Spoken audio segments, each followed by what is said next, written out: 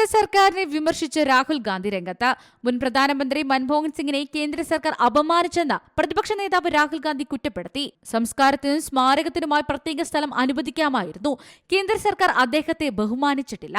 വാജ്പേയി മരിച്ചപ്പോൾ പ്രത്യേക സ്ഥലം അനുവദിച്ചതും കോൺഗ്രസ് ചൂണ്ടിക്കാട്ടിയിരുന്നു. മൻമോഹൻ സിംഗിന്റെ സ്മാരകം നിർമ്മിക്കുന്ന സ്ഥലത്ത് തന്നെ സംസ്കാരം നടത്തണമെന്നത് അദ്ദേഹത്തിനുള്ള യഥാർത്ഥ ആദരാഞ്ജലിയാകുമായിരുന്നുവെന്ന് ഇന്ത്യൻ നാഷണൽ കോൺഗ്രസിന് വേണ്ടി മല്ലികാർജ്ജുൻ ഖാർഗെ കേന്ദ്ര സർക്കാരിനോട് ശക്തമായി അഭ്യർത്ഥിച്ചിരുന്നു.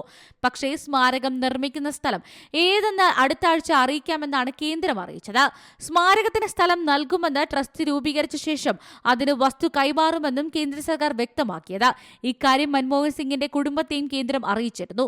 സ്മാരകങ്ങൾക്ക് സ്ഥലം നൽകേണ്ടതില്ല എന്ന് തീരുമാനിച്ചത് UPA സർക്കാരിന്റെ കാലത്താണെന്നും കേന്ദ്ര സർക്കാർ ഊന്നി പറഞ്ഞിരുന്നത്. National desk C Malayalam news.